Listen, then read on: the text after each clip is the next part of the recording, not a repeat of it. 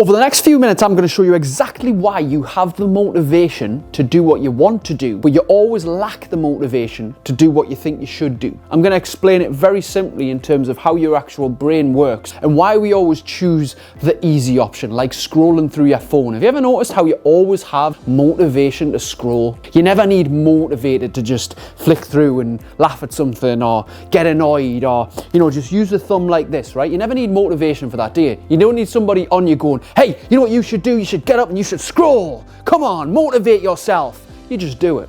Automatically, it's a habit, right? Now, we have motivation for anything, whether it be scrolling, whether it be exercise, whether it be, changing our dietary habits, whether it be motivation to do better in our professional life, or motivation to get to bed earlier, motivation to do anything. Because if we work backwards initially, we have this thing called interest, which goes up here. If we are motivated to do something, initially we have an actual interest in doing it. If you're motivated to go to the gym, you're clearly interested in some way, even though it's hard work and sometimes you might not feel like it. When you feel that motivation, if you've watched Rocky, you've heard a story from somebody that's overcame something and you've had a burst of inspiration which has inspired you to get motivated and go to the gym. You're feeling good.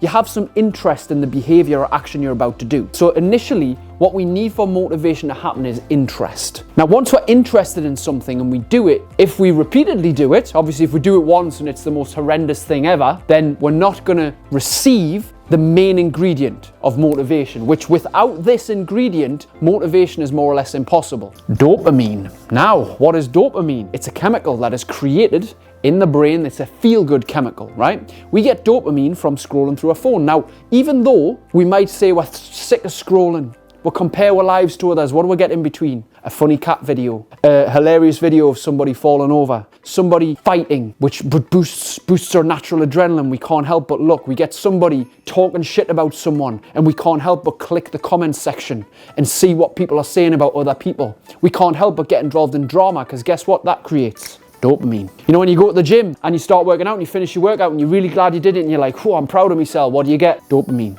When you stay up late and you're watching a movie and you should go to bed really, but you just can't help watching the next episode of the series or getting to the end of the film because you're invested in it. What do you get? Dopamine.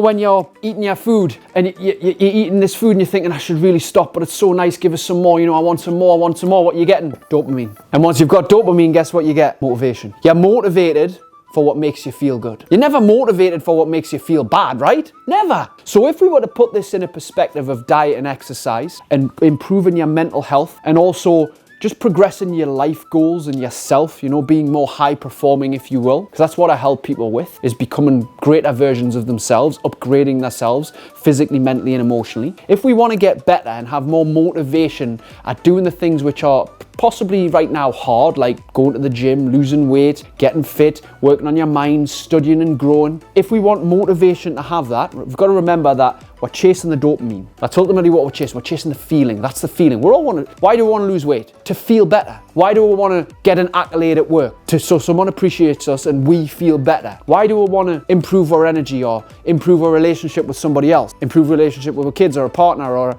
a work colleague or a friend? Because it makes us feel better. It creates dopamine, feel-good chemicals, and we're hooked on these things. And unfortunately, what we can do now is we can take this little thing called a mobile phone and we can go, ooh, dopamine, ooh, dopamine, ooh, although it doesn't do that, what it does is we can get dopamine by just being fixated.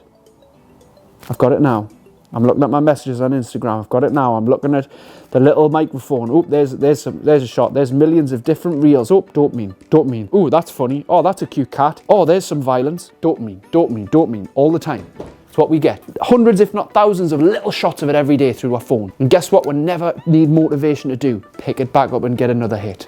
Pick it back up and get another hit. But when it comes to hard things like exercise, like, reading a book, like growing my life in some way, it's hard to do because guess what? We don't have this thing, interest. Is it to say that we're particularly interested in what we see on the phone? Most of it we're not, but some of it we are. And it's too easy and interesting to get involved in drama and find things. And because the algorithms will show you what you're interested in, even if you haven't searched for it. It will show you because it knows you. Your phone knows you and it'll show you what you're interested in. So you get the motivation already and you get the dopamine. So it's this whole trifecta of being constantly motivated to scroll. So when it comes to exercise, let's use that as an example, or self-development, right? In order to be motivated to continue, because let's be honest, to read a book, to study, to get productive tasks done, to go to the gym, to eat well, to do cold therapy, to meditate, to journal, to get to bed earlier, it requires some level of motivation, right? But the reason why you don't do it is because you don't have initially the interest in it. Now, you might not be interested in going to the gym and sweating your fucking bollocks off or your ovaries off.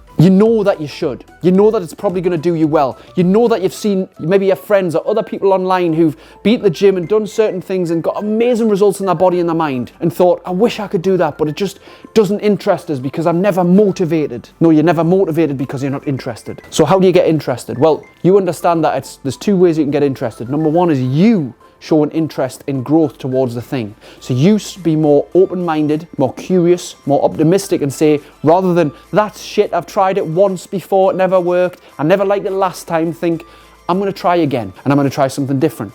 If I didn't like weight training, I'm going to try some running. If I didn't like running, I'm going to try bodyweight exercise. If I didn't like bodyweight exercise, I'm going to try boxing. If I didn't like boxing, I'm going to try jiu-jitsu. If I didn't like jiu-jitsu, I'm going to try mountain climbing. If I didn't like mountain climbing, I'm going to go kettlebells. If I didn't like kettlebells, I'm going to go rowing. If I didn't like rowing, I'm going to go to weight training, strength training. If I didn't like strength training, I'm going to go to CrossFit maybe. If I didn't like CrossFit, then you see where I'm going with this. You try other things. I'm going to go dancing, whatever it is. As long as it's movement based, you probably know you should be doing it. But the fact is you're not doing it because you're not interested in it. Now, what if you can't get interested in your own? What if you're really struggling on your own? Then you need to find the right person who's going to help interest you. A prime example of this is, I know somebody, and you might relate to this, in school you had a terrible maths teacher. Terrible maths teacher, you fucking hated maths, right? And you did crap in it. And people were like, God, you did crap in that, but you were excellent in English, or you were brilliant in drama, or you were fantastic in French. But the teacher was much better in that area. Then maybe what happened is you left school and you went to college or university and you had another teacher in that same area, but the teacher was fucking excellent. They inspired you, you taught differently, they had a different energy and vibe, and because of their influence and their energy and their belief in you and their educational skills, you were more interested in the thing that you were first uninterested in. This is the way I like to think about myself as a coach towards health, mentally, physically and emotionally, towards exercise, high performance, maybe if you don't like moving your body, maybe if you don't like self-development, I'm the person who's going to help you interest you further by helping you to see a different perspective on it, see it differently. If you're watching this far, you're clearly a little bit interested in what I've got to say. And the thing is, when you get interested in something and you divulge in it more, ultimately when you learn, and you will get these levels of dopamine, even just from the learning process, from thinking, oh, I'm glad I sat through that lecture, I watched that video, or I read that book, or I digested that documentary, or I took action on this gym plan, or I watched this reel that really educated on this certain thing that I'm looking to get better at. You get the hit of dopamine, which ultimately leads to more motivation. So the more interest you show in something, the more motivated you become. Now, when interest grows, dopamine will grow, the feel good, and the motivation will grow. The reason why the motivation is not present is because you're not taking an active fucking interest in getting better. And if we think about it, in most of our life, we'll almost always choose interest over importance. Like, it's not important that we scroll through our phone and procrastinate, but it's interesting. It's not fucking important, really, that we go home and sit and watch Netflix rather than go to the gym, but it's more interesting to us. It's not really important for us to do something that we just can do on autopilot that just ticks a little box of to-dos, like doing the dishes at home or cleaning the house. Yeah, it's important, but it's more interesting than doing the thing that's really important, like looking after your health, looking after your energy, looking after your lifestyle, looking after yourself, protecting you. So if we're interested in something, we will be more motivated to do it. So let's create more of an interest towards self-development, Let's create more of an interest towards you and your healthy lifestyle. Healthy lifestyle, I get it can sound boring, it can sound restrictive, but we got to start seeing like movement as medicine, health as wealth. You know, what if you got healthy and you'd make more money as a result?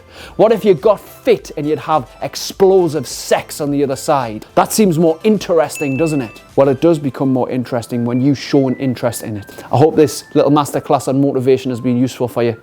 If you want to work with me, send me a message. My details are on the screen below here. I will see you on the next video. Have yourself a wonderful, wonderful rest of your day. If you'd like to learn how to create outstanding levels of energy, motivation, and self-control, my second book, Supercharged, the modern day guide to doing exactly that, is out now.